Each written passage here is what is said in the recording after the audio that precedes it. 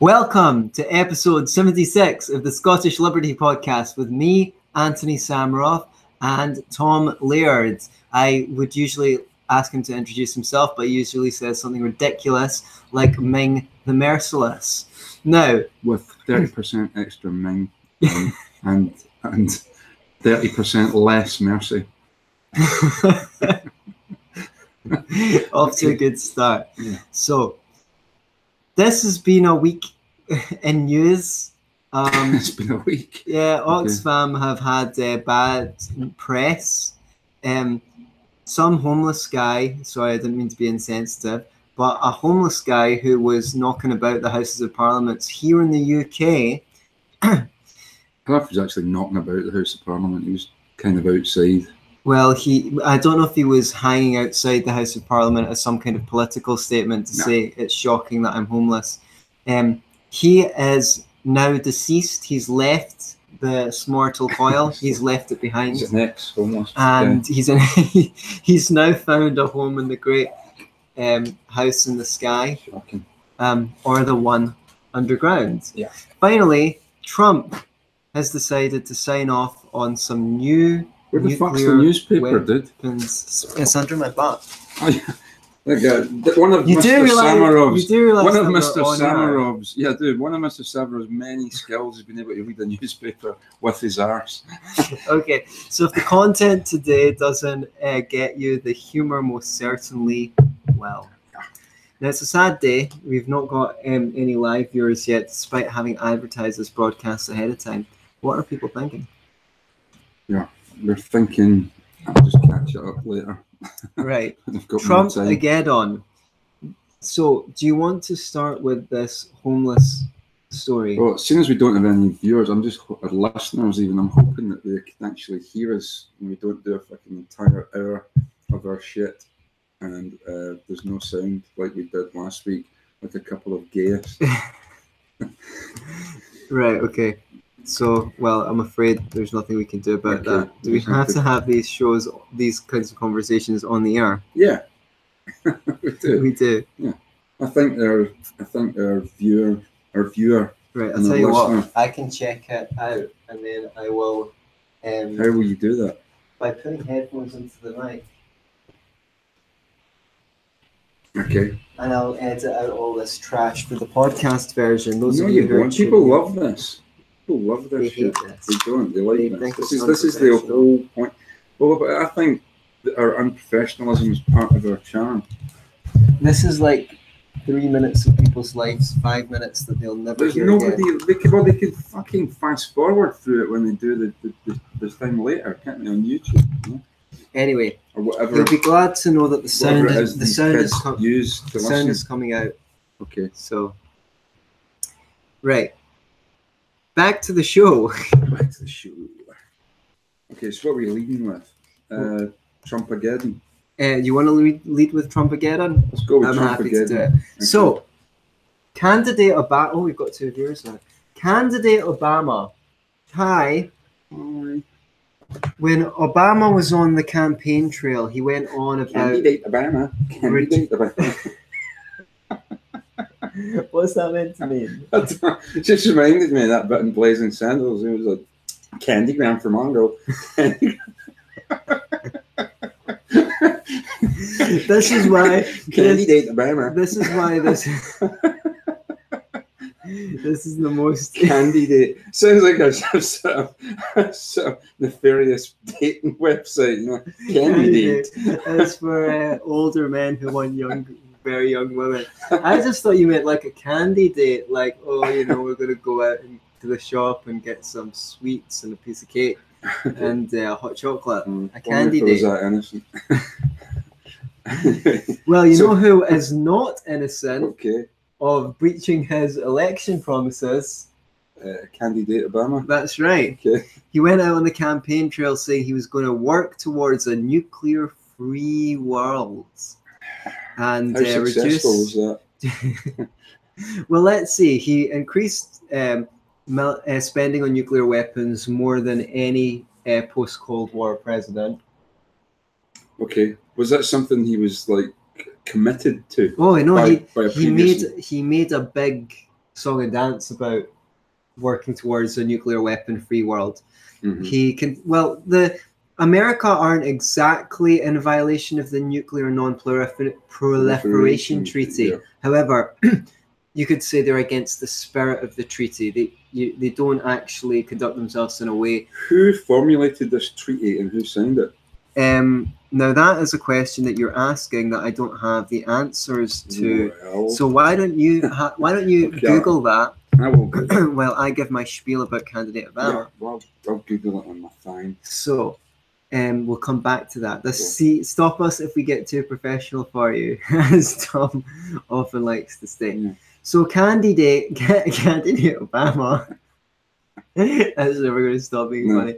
We don't often get emails from our listeners, even though a few hundred of you actually catch every show, which is interesting. And yet you never email us, but I've got a feeling that we might be getting emails going, Candidate Obama at Scottish Liberty Podcast at gmail.com. He went all over the place saying how he's going to work towards a nuclear free world, and then he earmarked $1.2 trillion. That's a chunk of change. Over a period of, well, that far exceeds his term, to spend on nuclear weapons. But don't worry. Okay. Because Trump has come in and only added to that $1.2 trillion another $0.3 trillion. Okay. So as if that wasn't enough. Now, the buzz goes something like this. Oh, well, these are just tactical nuclear warheads. You know, if you want to just blow up, you know, a couple of tens of thousands of enemy troops, they're not exactly the same.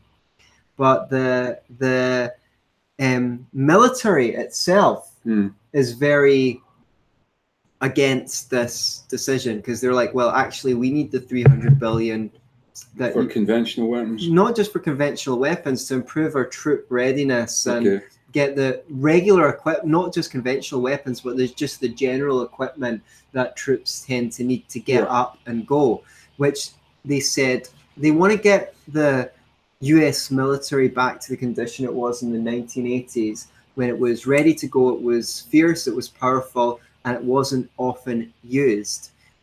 The American military is just overstretched, and they're not ready to respond to a crisis.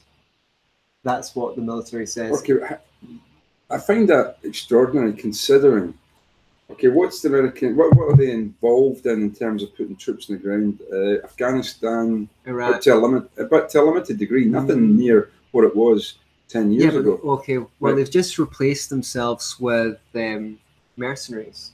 Yeah, with like Blackwater and so forth. Maybe we should just replace the whole military with mercenaries. Well, it's an option. But here's the thing. Here's some stats on the Nuclear Proliferation Treaty. It was signed on the 1st of July 1968 in Moscow, London, and Washington, D.C., and it was effective from 5th of March 1970. It was ratified by the Soviet Union, United Kingdom, and the United States, and 40 signatory states. There's 190 now signed up to it. The non-parties, i.e. the non-members of that treaty, are India, Israel. What a surprise. Well, because they don't have nuclear weapons, do they? Of course they don't.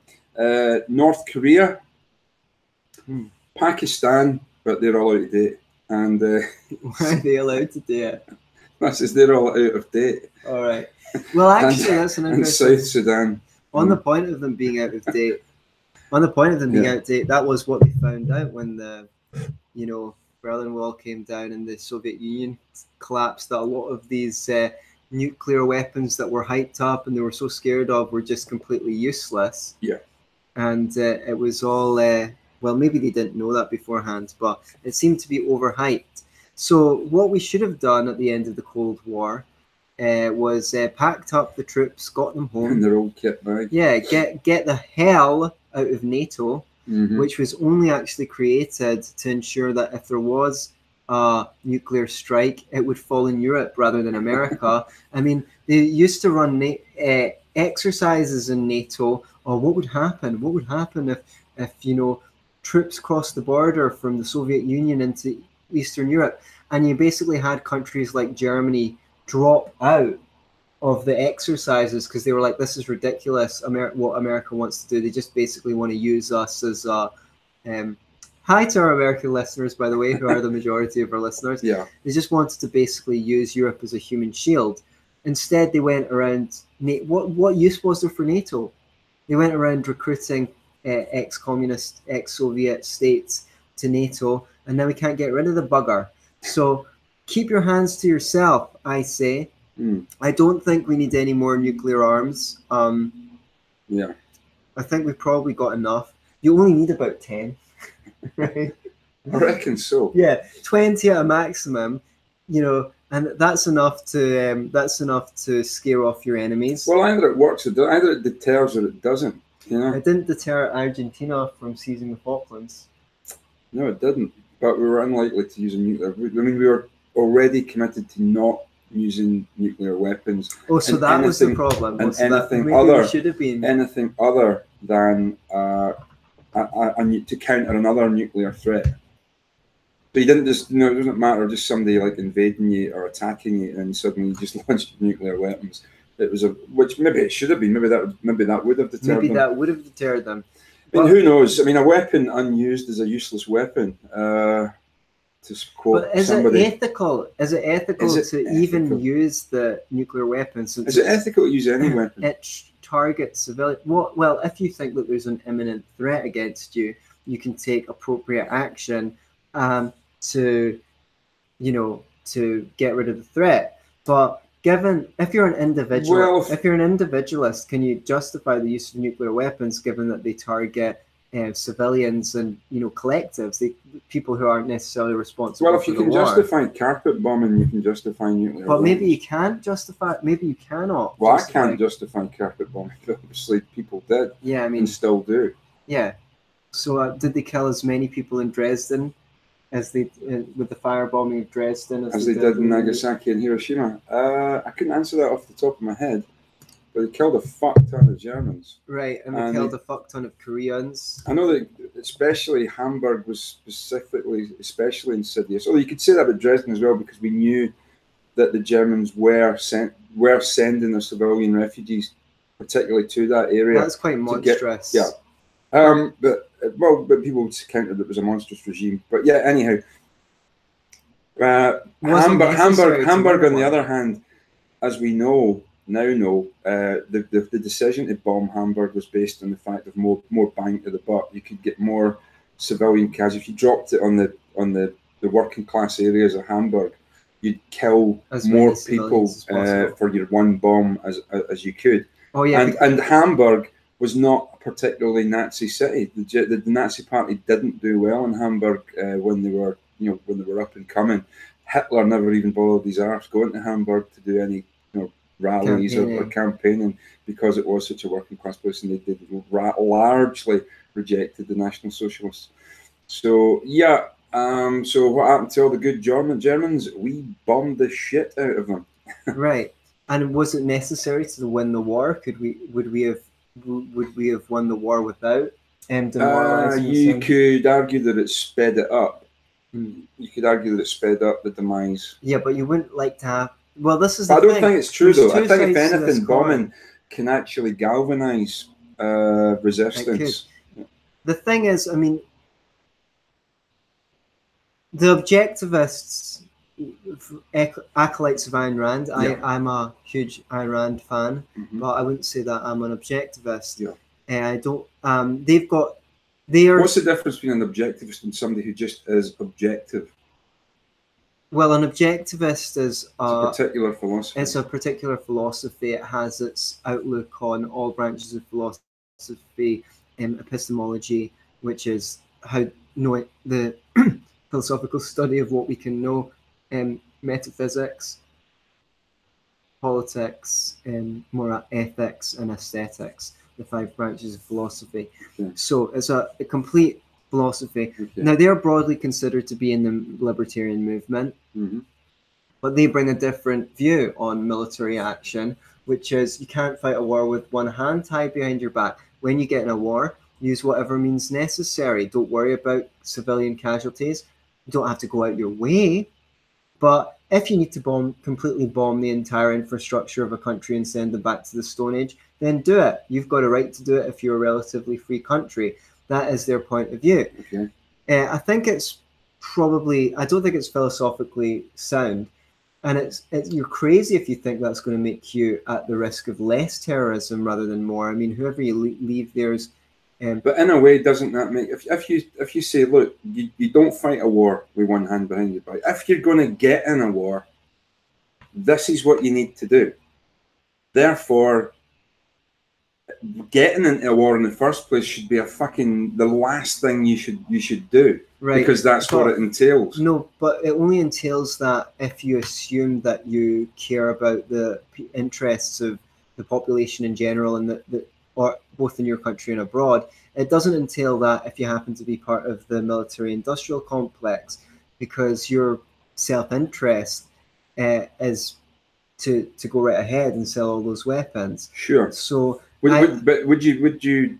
How do you feel about saying, okay, if the United States itself was attacked, let's forget about Pearl Harbor for a minute. Let's say that America itself was attacked by Russia, by China, whoever, and troops were invading. Would you say then that it would be justified to say, okay, we have to fight this war and we fight it completely and utterly ruthlessly? I guess I would have to concede that, maybe. But the thing is, you need to actually weigh up whether like bombing the crap out of Chinese cities full of civilians is actually going to accomplish more. Okay. So the thing is, I guess there's no good war. It's best to avoid it.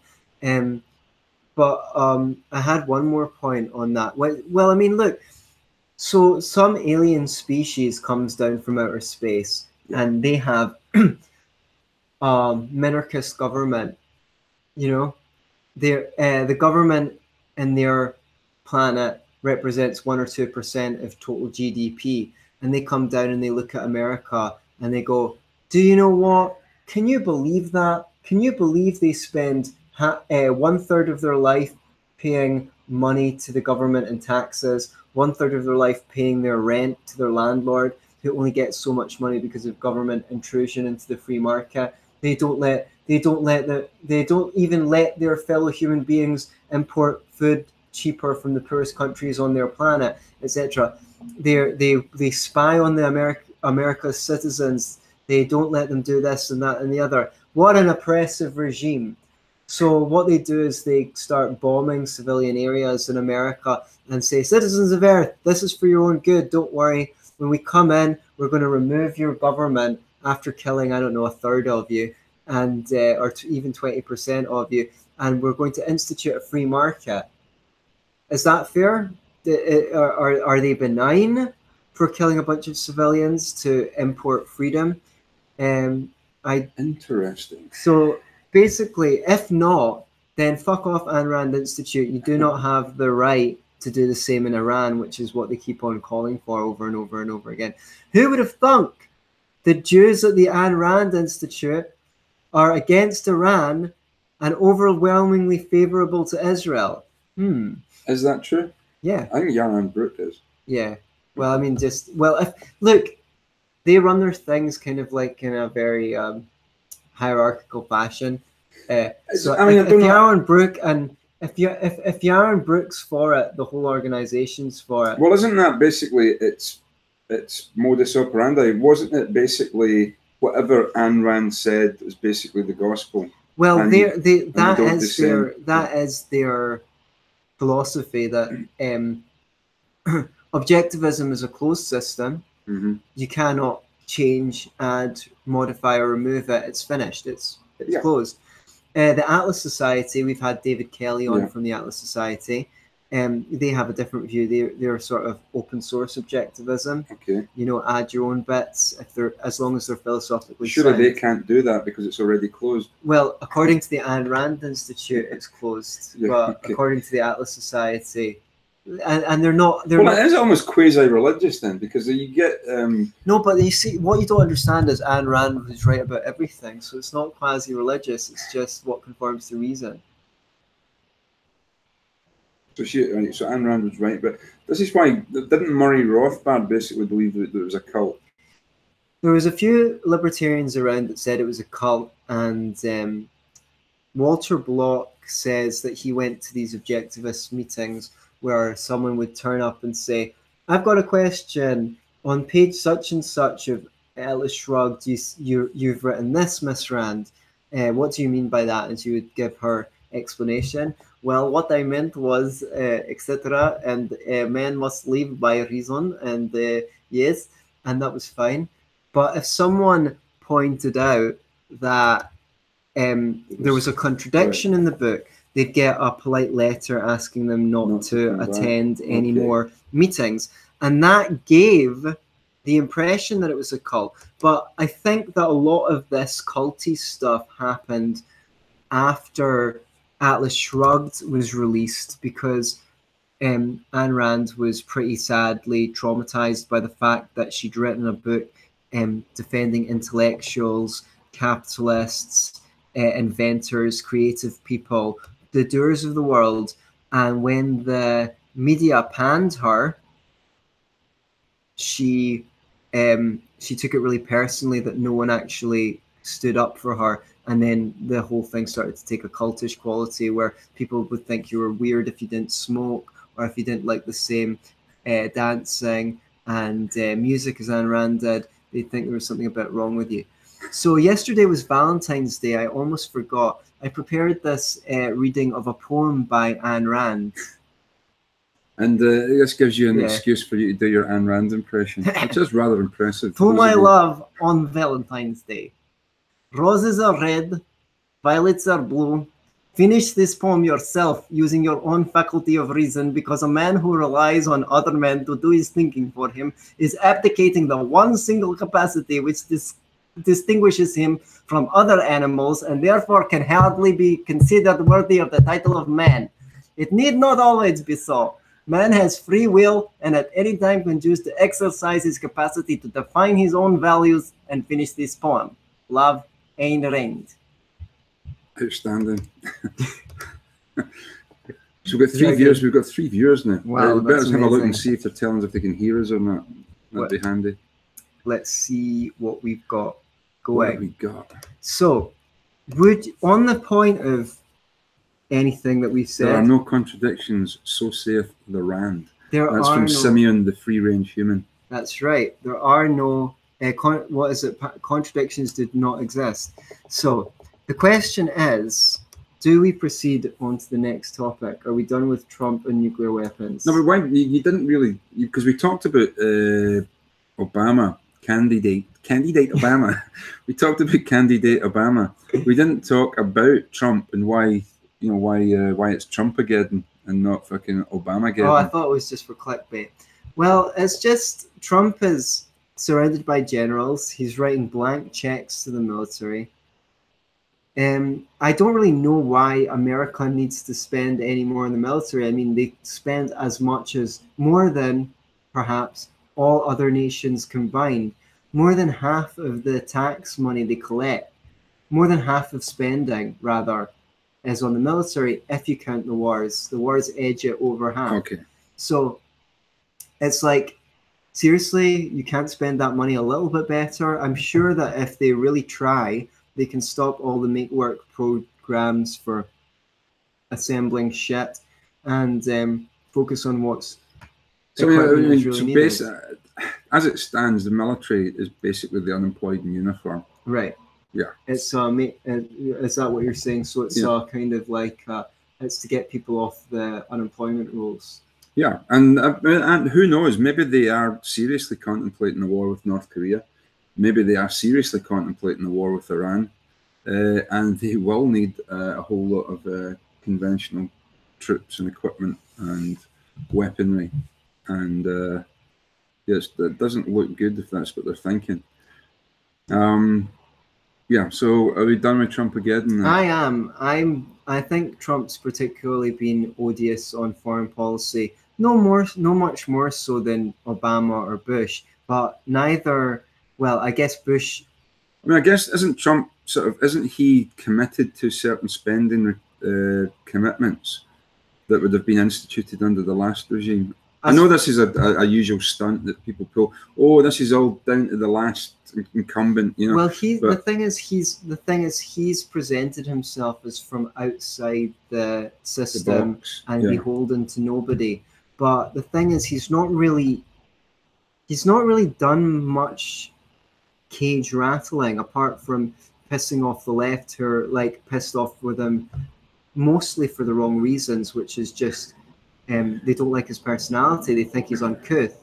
But they think he represents something that they don't like. Yeah, well, clearly does. His tax cut seems to have been a good idea, but the thing is, he might just end up like Ronald Reagan, who cuts taxes but doesn't spend. I mean, you know, doesn't cut spending, so he's just kicking the can down the road. It's easier to cut taxes than to cut spending.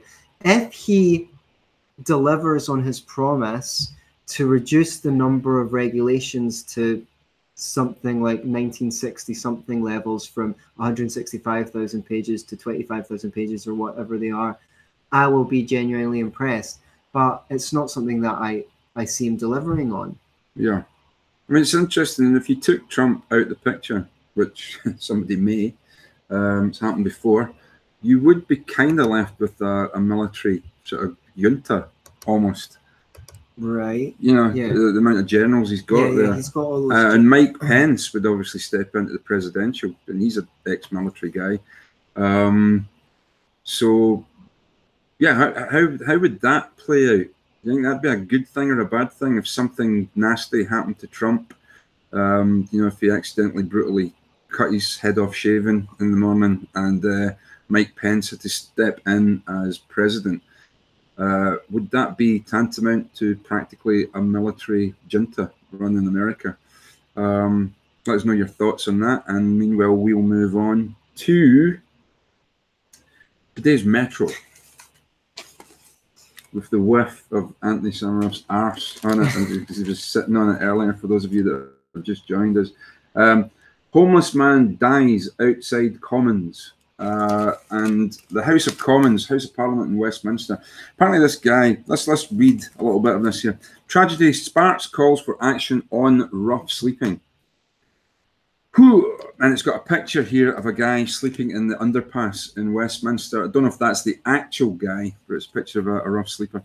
A rough sleeper died yards from Parliament yesterday after a night of sub-zero temperatures. The homeless man, thought to be in his 40s, could not be revived when he was found unconscious in the underpass next to Westminster Tube Station that MPs, members of Parliament, use daily. Shocked campaigners said the death should shame ministers into tackling the appalling problem of homelessness in Britain. Labour leader Jeremy Corbyn, whose team used to give the man food, led tributes and asked for flowers to be laid at the scene. Quote, this is Jeremy Corbyn, okay? The powerful can't carry on walking by on the other side while people don't have a home to call their own, he said. Forgive me, isn't Jeremy Corbyn one of the powerful? I mean, like, compared to me, he's the leader of the opposition. You know, he's the leader of the Labour Party, the main opposition party in the UK. He gets to stand up at the dispatch box every week and make his speeches and make his comments. He gets listened to. He gets press coverage. You know, he gets heard. He gets on the TV. He's a pretty powerful guy in that sense. So is he one of the powerful that he's talking about who's ignoring the problem? I mean, let's look at, I mean, first of all, homelessness is a far bigger problem than just not having a house. There's all sorts of issues. There's mental health issues. There's substance abuse issues. There is, of course, just genuinely people who fall in bad times and they don't have a house. There's an issue in regards of social housing, there not being enough of it. There's an issue in regards of property prices being so high people can't afford homes. But there's all sorts of issues as to why people can't afford the home. Now, the government we've basically had welfare in the UK since the time of Beveridge, just after the Second World War. And yet homelessness is, according to the figures, at an all-time high. And here's another thing. When they talk about homelessness, they've redefined the word so that if you're living in a flat, for example, it's not yours, and you're maybe couch surfing, or you're sharing with more than 4 people in that flat, and it's the capacity of that flat should be 4 people, and you're like the extra body, then you're officially homeless. Okay, you don't have to not have a house in order to be homeless. It doesn't mean you're living on the street to be designated homeless. In fact, we have a member of our party who's still officially, he has a home. Am I homeless? I don't own my own home. I pay rent to a landlord, and if at any time they want to get me out of there, I suppose they could. They've got to give me some notice, but they can get me out of there. I don't own any property. Am I homeless? I'm certainly not rough sleeping. But here's the thing. Jeremy Corbyn really pisses me off, because this is a man after the Grenfell Flats disaster, when the building burned down, said that we should basically commandeer people's property. We should get rich people's, how he's defining rich people, probably anybody with more money than him. We should get rich people, anybody who's got more than 1 home, or if you're rich and you've got more than 2 bedrooms or whatever, the government should commandeer your house and give it to people who needed it, who were in the Grenfell disaster. That was what he said. Now, according to the newspaper, and that might not be true, Corbyn knew about this guy, and his team knew about this guy, and yet none of them offered the guy a bed, a room, a house. I mean, Jeremy, he's the leader of the opposition. I'm sure he earns quite a bit of money. He earns more than me. I hazard a guess he earns maybe 10 times my salary. And I'm sure Jeremy Corbyn could actually have got this guy some accommodation if he really cared. I don't know how big the Labour Party is, but there's got to be hundreds of thousands of members. Oh, but it's systemic. It's systemic. It's not our job as individuals, because it's it's a systemic problem. So we need right. So because it's a systemic problem, you're not going to bother your arse. You're going to arm wave and deal in platitudes and make noise, but you're not going to bother your arse actually helping anybody, because it's systemic, and we'll try and change the system first. That might take 20 years minimum. But meanwhile, people will die. Because you can't be bothered to do it yourself. Now, I'm not, people say, okay, what about you, Tam? You could maybe help, possibly could, but I'm not the guy making a lot of noise about homelessness. Like I say, it's a complex issue. I've got to be perfectly reasonable. In the work that I do, the homeless are kind of a pain in the arse. Not all of them, but many of them are drug abusers. And I've got to clean up their shit, literally, sometimes. And many of them I meet, I'm glad they don't have any money, because then because they would just go from being homeless arseholes to arseholes with money, which means they could do even more damage. And people say to me, well, nobody deserves to be homeless. Well, I fucking disagree. Okay, now there's a lot of people out there, I guarantee you, who don't deserve to be homeless. There's people out there who've just fallen in hard times, or something's happened. Maybe they've got mental health issues. They've been living with parents. Parents have died, and they suddenly find themselves out of a home. I get it, but there's also a vast amount of people, I reckon, who do deserve to be homeless. Let's talk about a kiddie rapist, for example. Do we have to? Yeah, why not? Kiddie rapists. I mean, surely the very least that they deserve. I mean, like, if you look at a hierarchy of things that should happen to a kiddie rapist, whether it be ran over with a steamroller, beaten to death, shot with bullets made of their own shit, trampled by a herd of buffalo, have their cock put in a blender and switched on. Of all the hierarchy of things that should befall a kiddie fiddler, Surely being homeless is the very least they deserve. You know, not to have a home and be miserable in the street with the rain pissing down their back is surely the very least that they deserve. How about not even that extreme? I mean, I was at school with a lot of dickheads, right? Well, I hated school anyway, but who didn't want to learn. And that's cool. I didn't really want to learn after a while either. But what I didn't do is I didn't disrupt and annoy and bully other people who did want to learn. But these guys did that. They disrupted classes. They bullied other kids who wanted to learn and tried to get on in life. And they generally made life a misery for other people. And I've said this before, and I'll say it again. If just one of those guys, right, if just one of those arseholes that I was at school with is sitting in the street with a cup in his hand with the rain pissing down his back, there's a God in heaven and there's justice in this fucking universe. Right? So don't tell me no one deserves to be homeless, because I fucking disagree. Okay? So anyway, that's my kind of Daily Mail type rant. Have you got anything to say to that, Antony? Well, the word deserve is like completely meaningless, because you don't get what you deserve in life. You only get what you manage to negotiate. Like the idea of like deserving something, oh, you did something bad, so therefore something bad should happen to you, or you did something good, therefore something that good should happen to you, is just a completely human concept.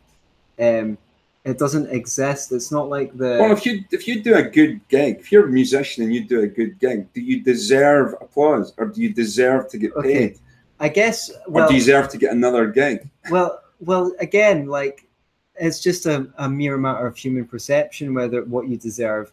You might get it, then you might not. You might be like a really great musician and no one ever ends up hearing your stuff. So it's really just a matter of judgment. Sure. But you know, if you're a member of the Green Party or the Labour Party or the SD, whatever the fuck they're called these days, the Liberal Democrats, the neither Liberal nor Democrat Party, if you're a member of these parties and you sit talking shit about homelessness all day, you know, between the lot of yous, there's hundreds of thousands of people there. If you all chipped in 50 quid a month, just think of the alleviation of homelessness that you could actually do. How many of you have got a spare room, a spare couch, a spare holiday home? You could move into your holiday home and give your house to a homeless person.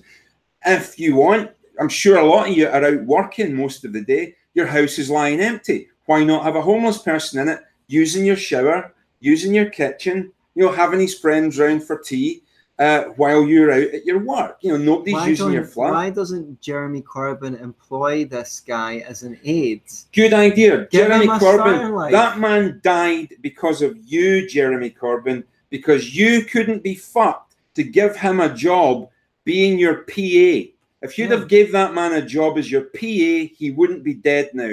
That man's blood is on your head, Jeremy Corbyn, you fucking virtue signalling beardy lefty fuck. Right. Is that harsh? I liked it. Okay. Okay, so basically you could have given him a start in life. You could have given him a start. And then they already gave him food, you know? So it's like, it didn't occur to anybody, you know, this guy doesn't need food. He actually needs somewhere to live. I can't help but note when they talk about systemic change, oh, we need to tackle homelessness. All they mean is the government needs to spend money on houses for the homeless, and stuff like that. Here are some systemic changes we don't hear about. How about the fact that if I wanted to take this flat and put 6 people up in sleeping bags in my living room for, I don't know, £80 a month each, 6 people, that's a not bad earner. That would more or less, that would cover my rent. Just not quite, but do you know what I mean? Bump it up to 100. There you go. I mean, that's fine. Or 6 people. Well, then, yeah, I'll definitely be laughing, right? So they're happy enough to sleep in a mattress on my living room floor. I'm not planning on entertaining any guests this week. That's 6 people who don't need to get a flat. You know, what if you're a student? What if you spend part of your time at a part-time job? You have to go to uni some of the time. You spend a lot of time in the library studying, and you also spend a lot of time in bars and pubs. Yeah. You basically come back to your flat, sleep, get a sandwich, leave, and you spend most of your time at the flat. Why can't you turn your living room into somewhere where 3 or 4 people could stay? Oh, wait, it's against the law, right? So if you just reverse all these regulations, there'll be less people in that position about taking up whole flats, and just the laws of supply and demand will bring the house prices down.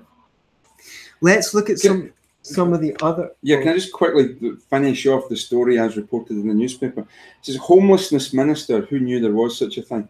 Well, there you go. If only there was some, if only there was some government agency in charge of this kind of thing, maybe it wouldn't happen, right? You know, the homelessness minister, Heather Wheeler, wonder what she gets, wonder what her salary is a year, right? Heather Wheeler said the Westminster rough sleeper's death was dreadful news, adding in a tweet, stories like this push me on to find solutions and work to eradicate rough sleeping for good. How do you eradicate it for good? I mean... Well, I mean, why can't someone just take an old car park and turn it into, turn each floor into a little bit with a bit for someone to sleep in and a communal toilet that they can stay there for, you know, $5 a night? What the hell's wrong with that? Well, listen to this, though. A Holyrood committee, okay, Holyrood's the Scottish Parliament, if you could call it that, right? Fucking Holyrood pile of shite. A Holyrood committee this week, because that's what we need. If there's something this country needs, it's more committees. A Holyrood committee this week recommended that a Scotland-wide housing first scheme be introduced to help tackle homelessness. The model, used effectively in Finland, prioritises a person's listen to this, unconditional right to a permanent home. You've got an unconditional right to a permanent home. So even if you go and spray mace in the landlord's eyes. So you get a home and you set fire to it and dance up and down in the ashes saying, ha, ha, ha, I burnt my fucking house to the ground. Do it again. And I'll do it again. You've still got a fucking permanent right to a home. You fucking giant arseholes, right? Without the need to engage with housing support services or several levels of temporary accommodation first. You know, there you go. You've got a right to a home. That means the government's got a right to use force and violence to make somebody else provide it for you. That's what it means. You idiots. Fucking right to a home. Don't annoy me. I don't know if they're idiots or they're just wicked.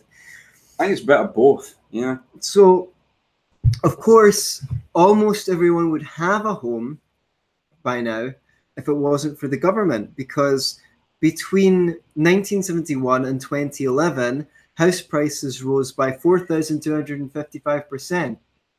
Left to the market, well, everything else comes down in price. Your laptops come down in price. Your iPhones come down in price. £1, an hour work on the average wage now buys a much bigger basket of shopping than it did in 1971. So why is it that, let's see. Okay, but how about stuff in that basket that's actually good for you, though? Well, I mean, okay, so relative to the amount of time you have to work for it, pretty much everything's come down in price, with a few exceptions. Education, healthcare, even in a sense, yeah. Education and healthcare have come down in price. No, everything except for them. If only there was some sort of government organisation that would look after healthcare and education. Maybe they could bring the price down a bit. And yeah, if you paid the same amount for a TV in the 70s as you paid for a TV now, you'd get a much better TV. It's not even the same machine. Do you know what I mean? So why has housing gone up in price so much when you can basically create a 2-bedroom timber frame house for about £2,500? Because unfortunately, the price of property is the only thing keeping our economy fucking going. Is it? I mean, does that help our economy? See, no, not in the long term, but in the short term, it's probably the only thing that's keeping the pound afloat. Okay, supposing everyone in this country had to pay half as much Yeah, as they yeah. pay for rent as they paid now, and half as much for a mortgage, wouldn't they have all of that money that they're currently plowing into their mortgage and their rent, instead of accelerating it to the 1%? I thought the left hated the 1% who own the property, going out to the shops and buying stuff or saving it for the retirement or anything. So everyone would be much richer if not for these government interventions. And you should check out my article on the Scottish Libertarians page. It's called The Hope of Affordable Housing. The housing minister should read that article. Maybe you can all email it to her en masse. The Hope of Affordable Housing.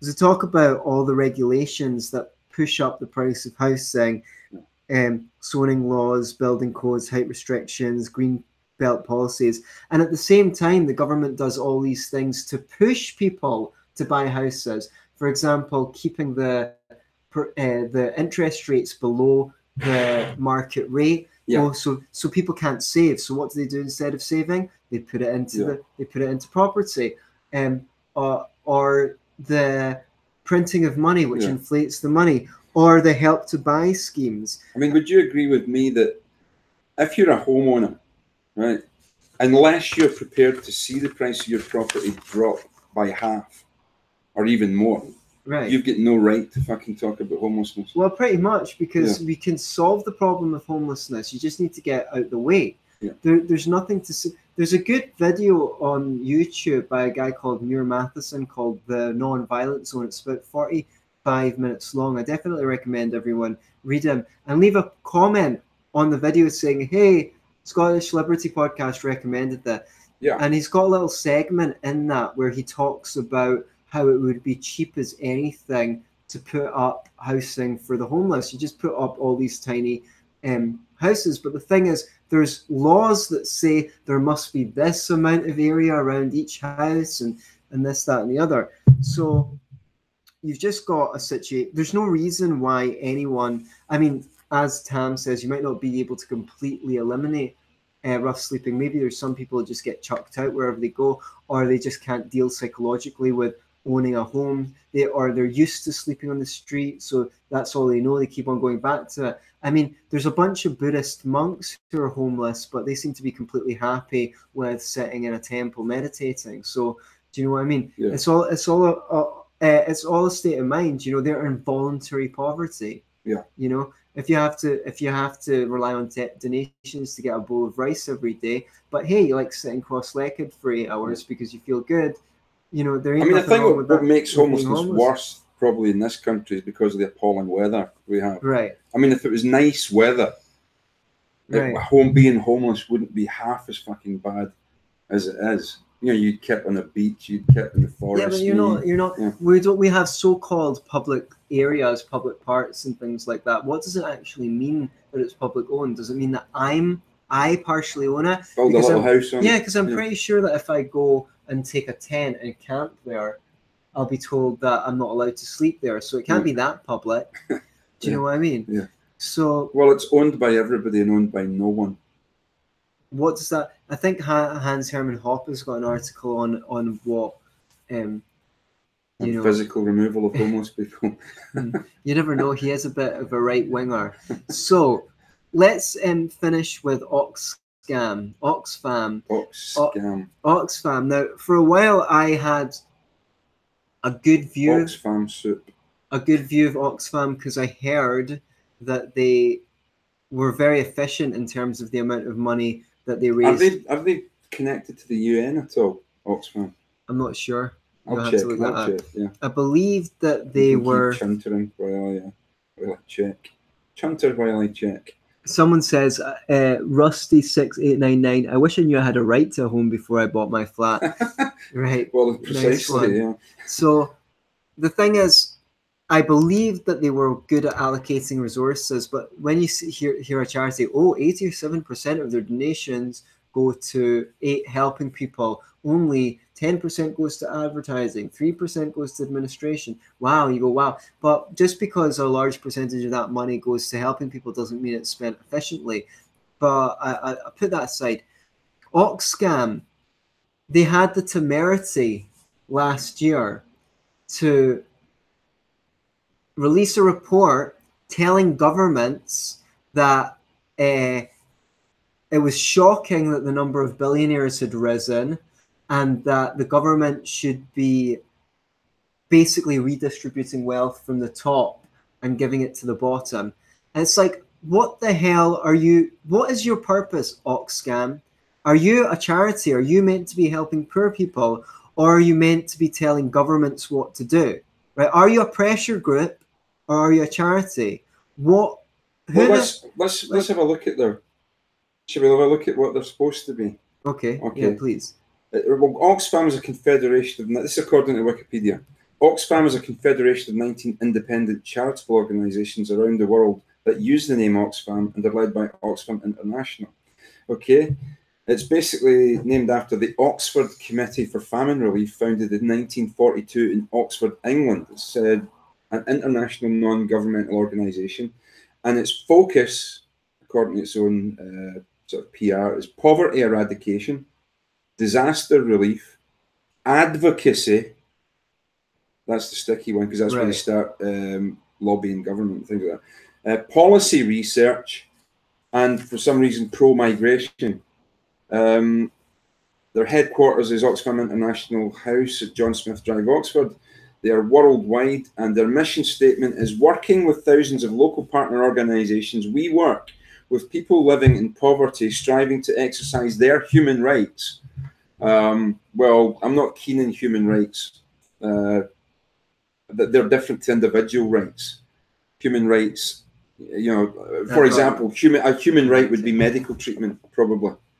You've got a right to medical treatment. In other words, you've got a right to force a doctor to take care of you if you won't. Assert their dignity as full citizens and take control of their lives.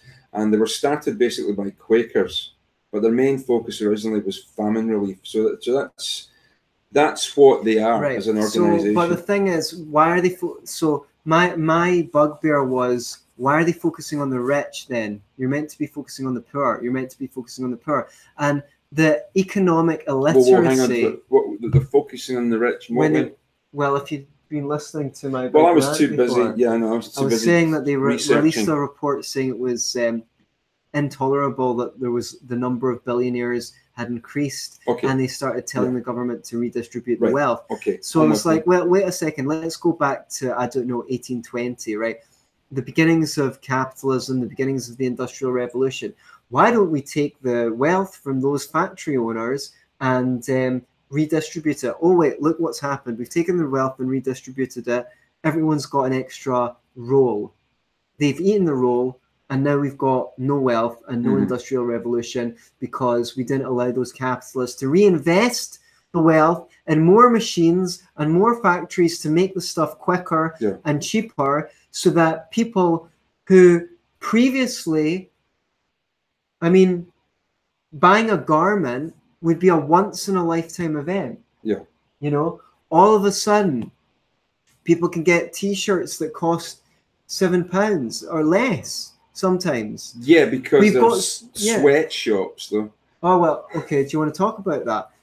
The sweatshop, I think we've covered it before. Yeah, we have. But basically, most of our listeners actually know that that's bogus.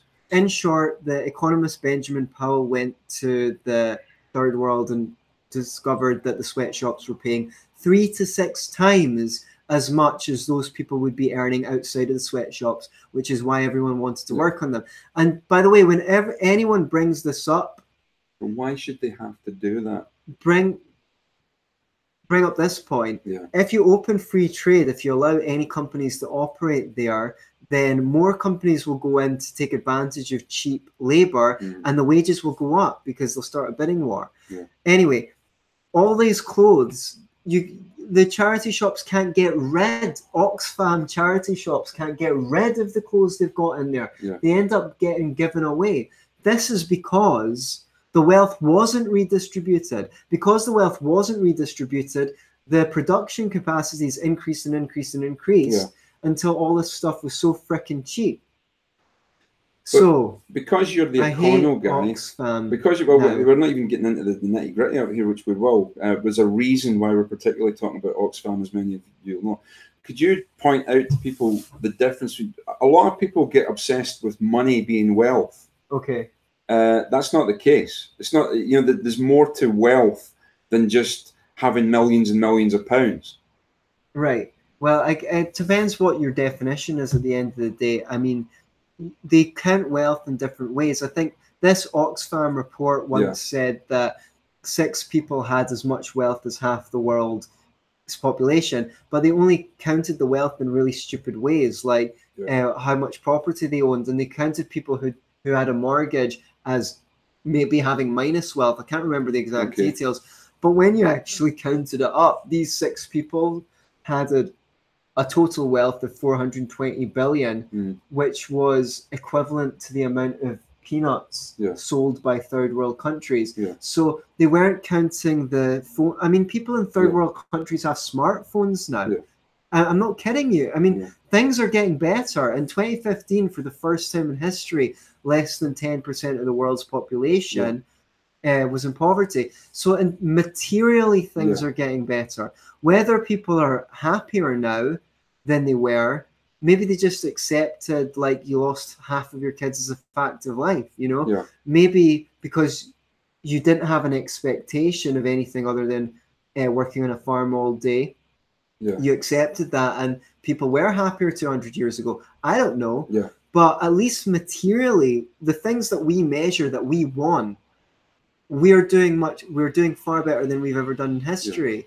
There might be a little bit of you know, wage stagnation over the last couple of decades, but these and taking the money off of those 6 people and just injecting it and just splitting it up between millions of people doesn't solve the problem. No, that doesn't make people wealthier. They'll just go out and spend it, and then it'll go back to the people who still own some wealth.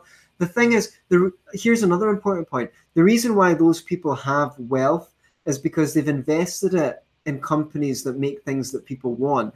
In other words, they've shown themselves to be good at guessing what companies are going to produce things that people want. And the more successful you are at guessing that, the more wealth you have. And there's a good reason for that in a market economy, which is this. You don't want to waste resources. If I invest in a company that makes something that is useless, I lose that money. It goes to someone else. So gradually, the people who are the best at guessing what stuff should be made end up with more of the pie. Now, we could say there's crony capitalism, there's mercantilism, there's government giving handouts to big business and things like that. And you're absolutely right. Corporate welfare, that will prejudice the market, no question. Maybe there's some of these billionaires who are rich not because they're good at investing, but because they're good at getting special favors for the government. But that is only an argument for separation of economy and government, to stop it, to make sure that the people who are good at guessing what people want end up with the investment money to reinvest in businesses. So that's the magic of the free market that people don't understand, which drives an economist like Frederick Bastiat to be an extremely religious Christian, because he saw that and he went, wow, if you look at it, the interests of men are not antagonistic. The universe is created with such perfection that if everyone follows their own self-interest, to now borrow Ayn Rand's words, neither sacrificing themselves to others nor sacrificing others to themselves, somehow it works out for the benefit, for the greater benefit. So that's quite extraordinary that we live in a universe that's built like that. Hard to explain. So, but before we go, I'll let you handle the latest Oxfam scandal. Okay, well, this is, as I said, there's a reason why we're talking about Oxfam, and the scandal is, okay, we're going to read, the ex-director of Oxfam has hit out at what he calls lies and exaggerations. And this guy, he looks a bit like Jeremy Paxman's dad. Can we share screens? Do you want to share screens? If you don't know who Jeremy Paxman is, he's a BBC interviewer, sort of political commentator, interviewer. Yeah, he used to run the flash. He's an interviewer, and what he does is that he likes to give the tough questions to politicians and people who are not currently in public favor. He likes to grill people, although I do think that he is just a bit of an establishment. He's a bit of an establishment shill, really. Lucky I closed all my pornography tabs now, since I'm sharing. You don't want to see the thing with the midget and and the cupcakes and the transvestite. It's just like, it's probably not to your taste. This is the guy that looks like Jeremy Paxman's dad. Yeah. Roland van Huveren worked in Chad from 2006 to 09 before taking up a job in Haiti, or Haiti, or Haiti, whatever you want to call it. The former Oxfam director at the centre of a sex scandal that has engulfed the UK charity. Some allegations of his use of prostitutes are, quote, lies and exaggerations, unquote. Roland van Huveren, 68, said some details were correctly described and vowed to share his version of events. He's been accused of hiring prostitutes while delivering aid in Haiti after the 2010 earthquake. A UK charity watchdog is investigating claims that Oxfam covered up the case. Okay, Mr. Van Huveren, who was the director of Oxfam's operations in Haiti, has been accused by a UK newspaper, The Times, of using prostitutes at a villa rented for him by the charity. Quote, a lot of people, even in international media, will be blushing when they hear my version of the facts, unquote, said Mr. Van Oh, my version of the facts? Yeah. There aren't just facts. There's no facts, there's versions of facts. Yeah. Well, I guess there's probably a take on the fact. I hadn't finished reading that, but anyway. Not that I deny everything. There are things that are correctly described. Well, can you be specific, please? But I also read a lot of lies and exaggerations. Party every week, chic villas, women paid for money from the organisation. Well, he doesn't then go on to say that's not true. He just asks those questions. All of these things, all of these things or more will not be answered at any point. In his first comment since the claims emerged, he said it was especially bad that his family did not want to see him anymore, and that his lawyer would soon release an official statement. Well, maybe you shouldn't have fucked a prostitute when you were in Haiti then. If you didn't want to wait. I wonder if my wife finds out about me shagging these prostitutes, she might get upset and not want to talk to me anymore. Yeah, maybe that might be the risk of fucking a prostitute in Haiti when you're in a position after of power that at a charity. You fuck. After that, he said he hoped to be left alone. I think that's a tad optimistic of him, to be honest with you. I don't think he's going to get left alone anytime soon. If only he'd asked to be left alone when he was in Haiti, maybe things could be better. But anyway, since the revelations emerged, Oxfam, one of the UK's biggest charities, has confirmed that sexual misconduct occurred in Haiti and that several staff members were dismissed or resigned after an internal investigation. Mr. Van Huveren left his post amid the inquiry in 2011. So that's some time ago, you know? Right. Oxfam's Deputy Chief Executive, Penny. I knew she'd be called Penny or Cressida or something. That's why they're always asking you for their spare change. Penny Lawrence resigned in the wake of a scandal, and the UK Charity Commission launched a statutory inquiry amid claims of a cover-up. Well, look, the Belgian aid worker has also been accused of using prostitutes while working in the British health charity Merlin in Liberia from 2002 and 2004. Okay. Okay, if he's married, he's a douche. If it turns out that these prostitutes are way underage, like you're talking 9, 10, 11 years old, then, you know, that's, well, exactly. You know, what's, never mind resigning and getting slated in the press, maybe you should just go to jail. However, if these women were adults and, like, I don't know, it depends how you feel about prostitution, I guess. I know that Mini Driver, you don't have to approve of that woman again. That it shouldn't, do you know what I mean? Yeah, I mean, if you know of Mini Driver, she's that actress who hasn't been in anything for a while of note, and she looks a bit like Jiminy Cricket's sister. It's pretty distasteful to do it while you're working for a charity, though. Why? Especially on premises. Yeah, well, okay, if you're using the charity's money to do it, that's pretty disgraceful. And I guess, Well, I suppose it's all the charity's money. If they're paying your salary, I suppose that's the charity's money as well. But if he's using his own money to go with prostitutes, sure, he's still a douche because he was married or whatever. Say, but the thing, but it's not. Is it worth? Okay, is it worth people pulling out? Charity. Is it worth people pulling out of the charity altogether? As Minnie Driver has done, she's resigned as an ambassador, whatever that is, for Oxfam because of this disgraceful behaviour. And she's also recently made some stupid comments in regard to the Me Too bullshit as well. I don't know, but at least look. Do you know what? At least you can do that. This is a charity, so at least you can stop giving them money. Whether that's a good idea or not, I don't know. But at least you can stop. If this was a government agency, what the fuck could you do about it? Right. Okay. Well, yeah. I mean, you couldn't because they're funded at the point of a gun. Yeah. Now, I would just like to add one perspective, the economic perspective. Okay. I don't approve of people partaking of prostitution. I acknowledge that on top. Antony Sammeroff in prude shock. Well, I guess does that How make, can a capitalist and a free marketeer does that make me socially conservative or socially liberal if I don't approve of people? Well, you're not socially liberal, but you could be socially socialist. I've no idea. So you know, so you don't approve of it, but you wouldn't make it. You wouldn't make it illegal. Illegal, obviously. Well, I mean, there's some situations. What is it that you disapprove of about prostitution? I find it. Well, do I really need to? I think it's distasteful. Is that not another word? Particularly, does that not just the same as you don't like it? Yeah, I think it's kind of. I think it is kind of degrading. To whom? To both. Both to yourself and to the prostitute. Okay, can a woman wipe an old man's arse for money? Yes. Is that disgusting? Can. No. Right. Well, hang on a minute. Do you think can I finish my bloody thing?